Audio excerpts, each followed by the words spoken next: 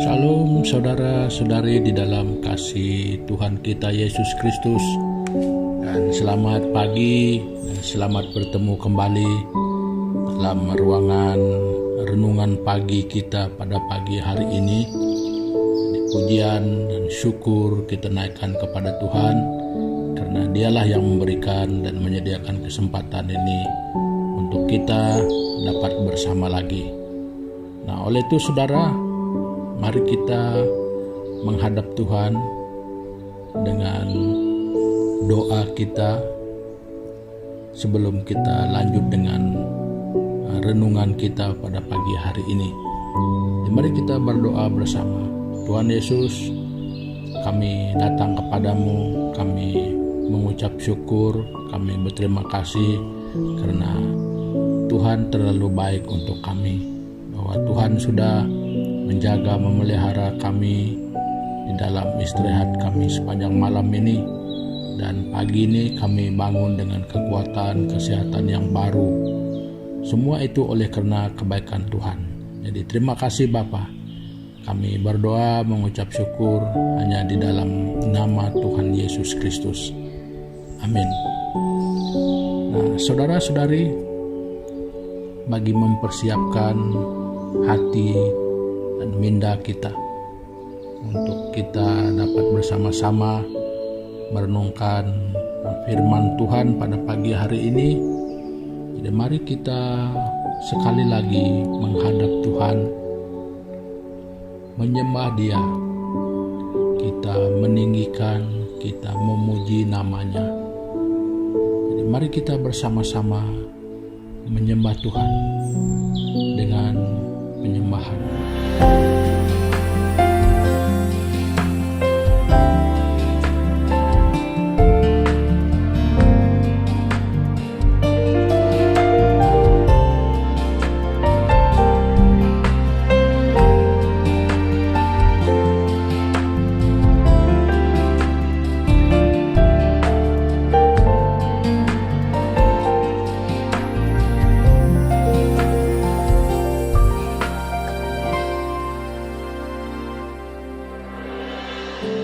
Tiada seperti Kau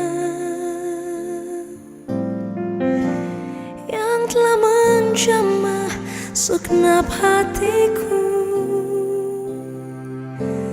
Tak seorang pun di dalam hidup ini seperti Kau, Tuhan. Tiada seperti Kau yang telah menjamah segenap hatiku. Tak seorang pun di dalam hidup ini seperti Kau, Tuhan. Kasih-Mu seperti sungai mengalir, kuasa-Mu menyembuhkan, air mataku Engkau hapuskan.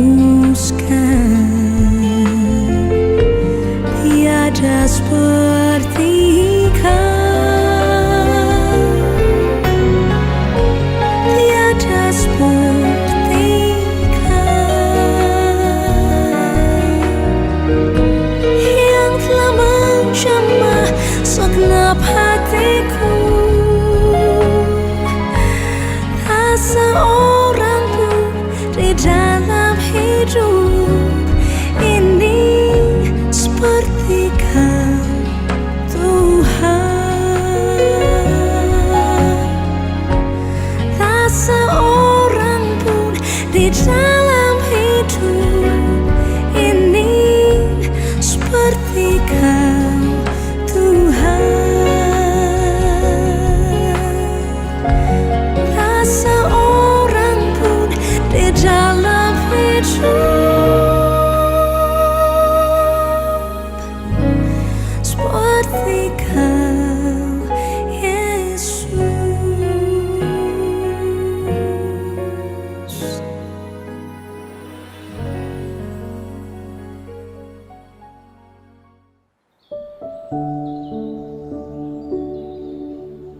Haleluya, haleluya, puji Tuhan. Nah, saudara-saudari, apakah saudara dan saudari semua sudah bersedia dengan Alkitabnya? Oke, kalau sudah bersedia, mari kita melihat bersama di dalam Injil Yohanes pasal yang ke-20. Kita membaca ayat yang ke-29. Begini bunyinya, kata Yesus kepadanya, "Karena engkau telah melihat aku, maka engkau percaya. Berbahagialah mereka yang tidak melihat, namun percaya." Nah, ini berkenaan dengan si Thomas. Ya, setelah Yesus bangkit, jadi Yesus menampakkan diri kepada murid-muridnya.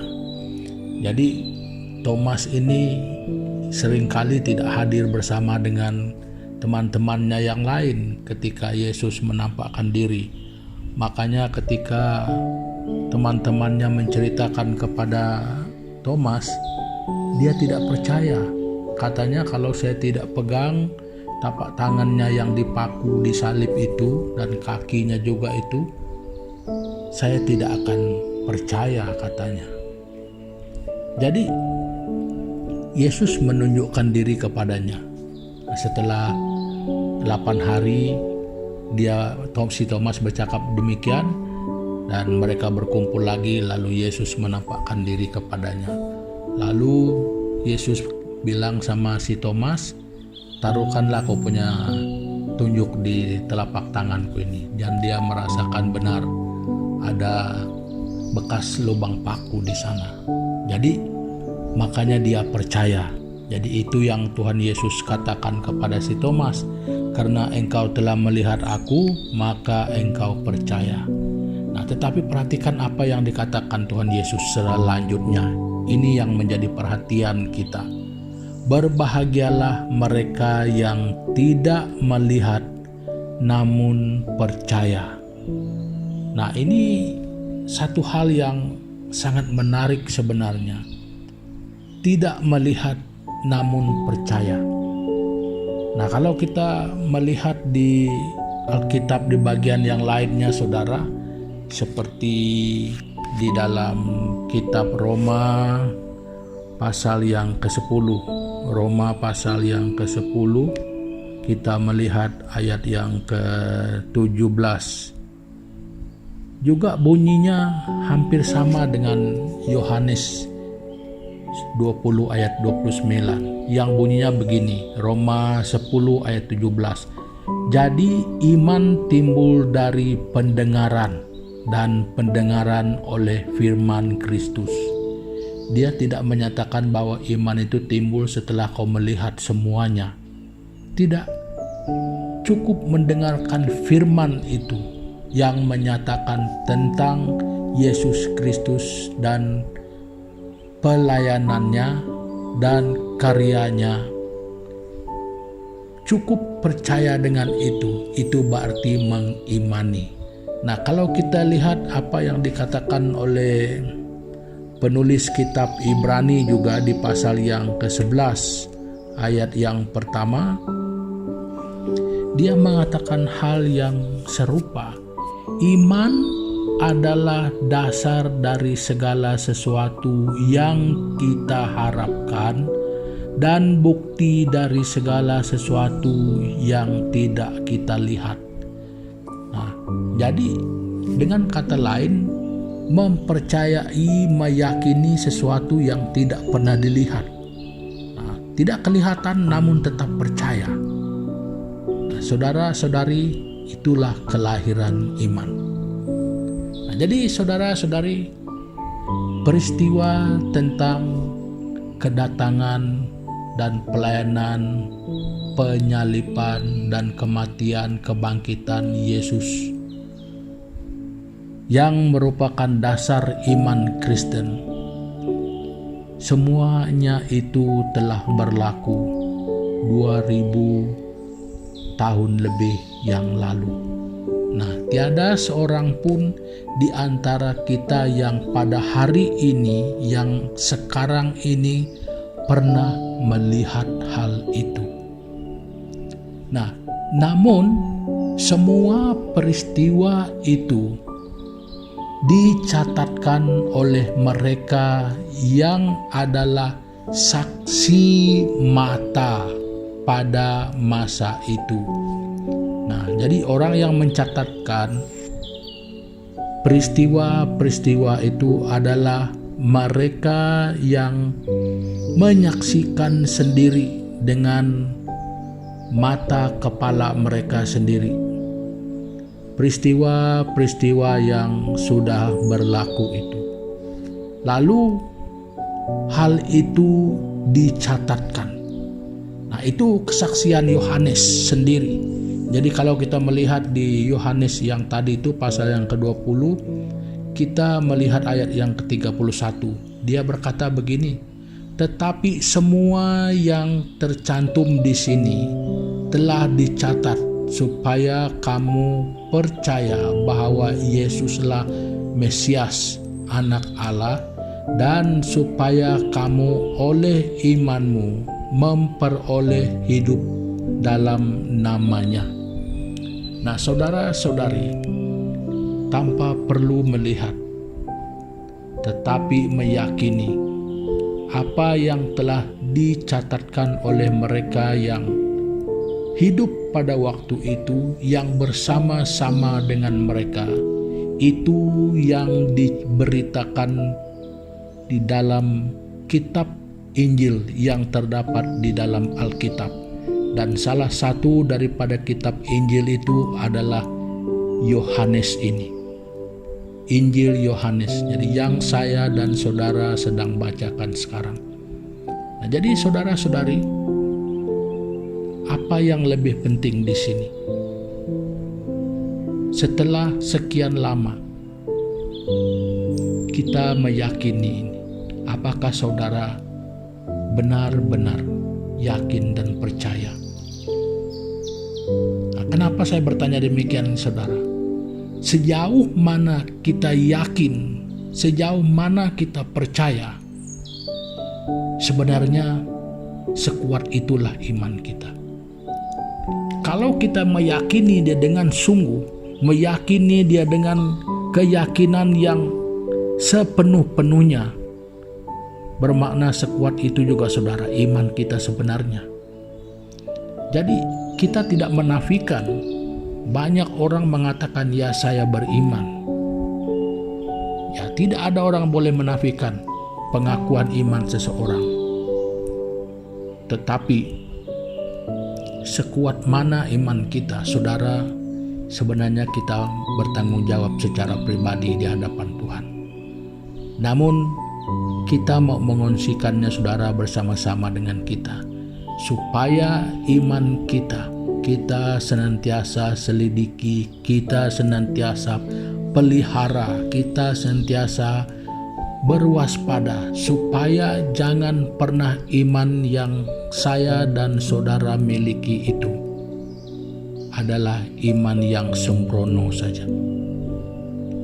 Apalagi kalau iman yang hanya ikut-ikutan, karena sahabat kah, karena keluarga kah, karena sama kampung kah, karena sebagai teman karib.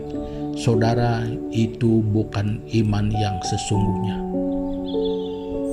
Iman yang sesungguhnya adalah iman yang didasarkan kepada kebenaran di dalam Yesus Kristus yang sesungguhnya.